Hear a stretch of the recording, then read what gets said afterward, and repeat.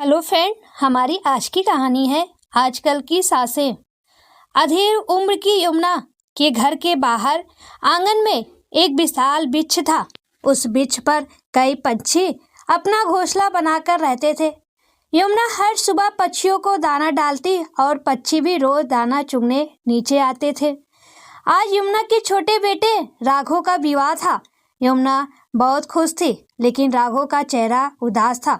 उसे अपने बड़े भाई की कमी बहुत खल रही थी। रिश्तेदारों ने यह पूछ कर कि बड़ा बेटा और बहू विवाह में क्यों नहीं आए, यमुना की नाक में दम कर दिया था। सच्चा कारण तो यमुना किसी को बता नहीं सकती थी। उसने बात को टालते हुए कहा, बच्चे की परीक्षा का समय है, इसलिए वो लोग नहीं आ पाए। उसकी परीक्षा खत्म होते ही आ जाएंगे। लेकिन लोगों को चैन कहाँ था। कानाफूसी चल ही रही थी। पंचायत करने के लिए सभी आतुर हो रहे थे। कोई कहता बनती नहीं होगी बहू से, इसलिए नहीं आई।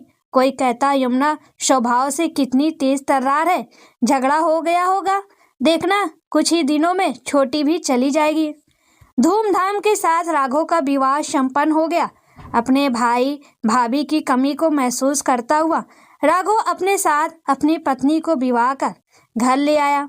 राघव घर की हर बात जानता था। छोटी से छोटी बात पर अपनी माँ और भाभी के बीच होने वाली तू मैं कैसे बड़े झगड़े का रूप ले लेती थी, उसे सब याद था।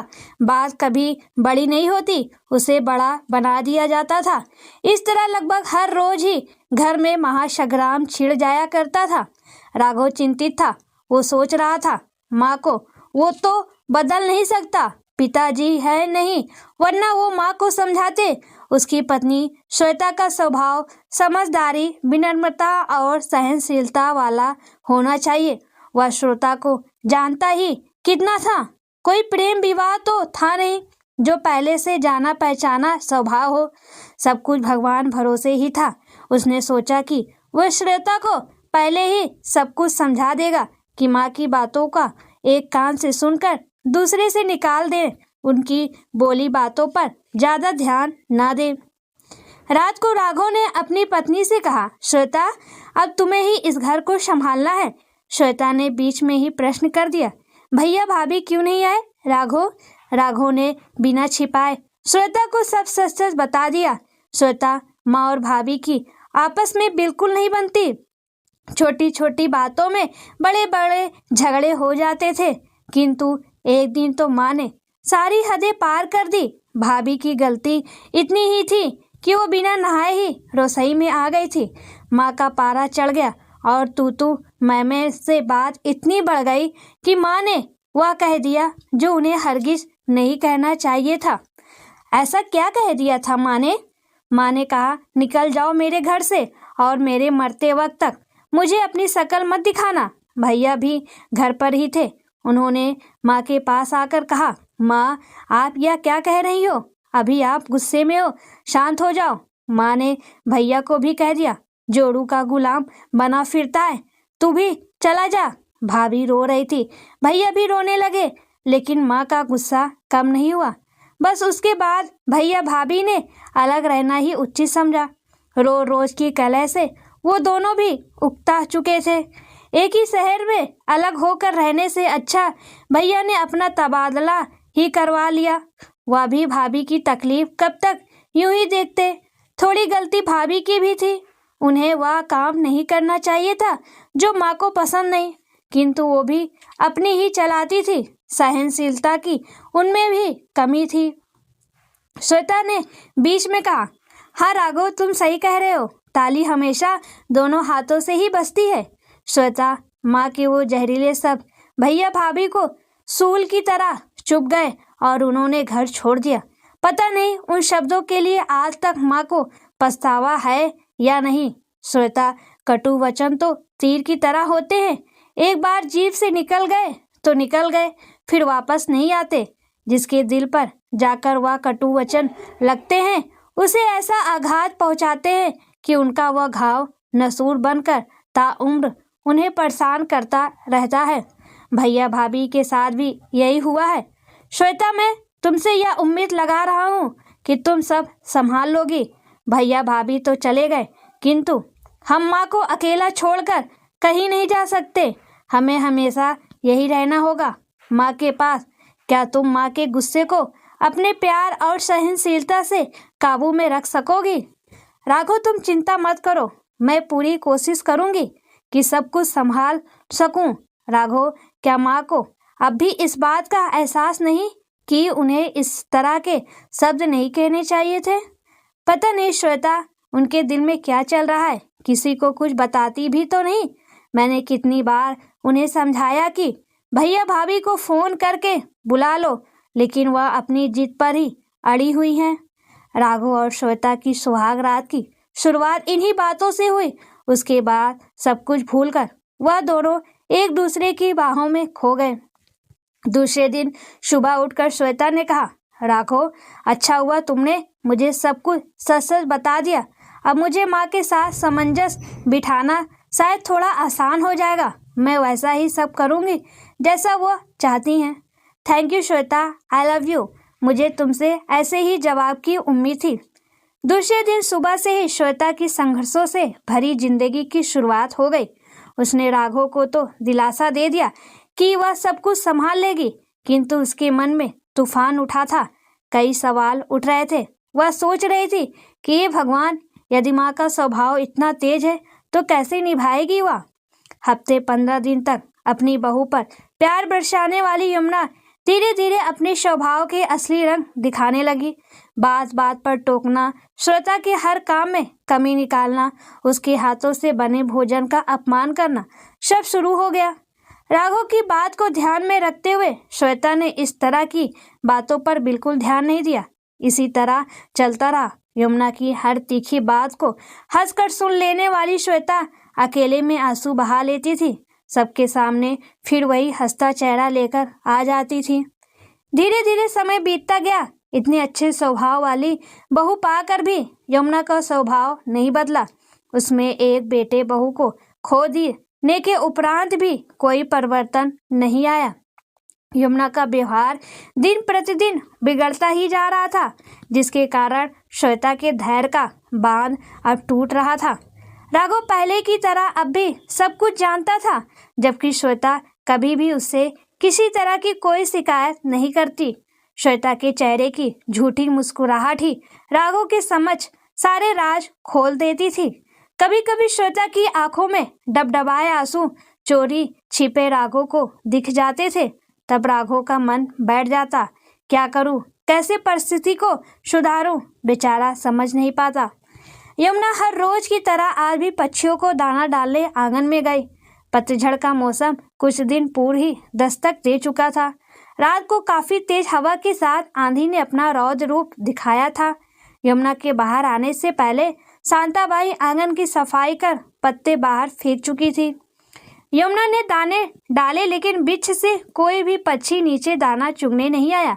तब यमुना ने अपने वृक्ष की तरफ नजर उठाकर ऊपर देखा तो आज उसका हरा भरा लहराता वृक्ष सूना दिखाई दे रहा था। धीरे धीरे पत्ते उसका साथ छोड़ गए थे। यह दृश्य देखकर यमुना दुखी हो गई। उस पर घोंसला बनाकर रहने वाले पक्षी आंधी का रौद्र रूप देखकर अपना घोंसला छोड़कर कहीं दूर जा चुके थे। यमुना सोच रही थी कि उसका हरा भरा वृक्ष कैसे सूखी टहनी की तरह हो गया, बिल्कुल खाली, बिल्कुल सूना। पक्षियों को आराम नहीं, पत्तों का साथ नहीं, इसलिए वो भी यहाँ से चले गए किसी और घने वृक्ष पर अपना नया घोंसला बनाने, जहाँ उन्हें सुकून मिलेगा, उनका मन आनंदित होगा, उनकी सुबह रंगीन होगी, शाम आराम से शांति प्रिय वातावरण में उन्हें सोने देगी। यही सब तो चाहिए होता है।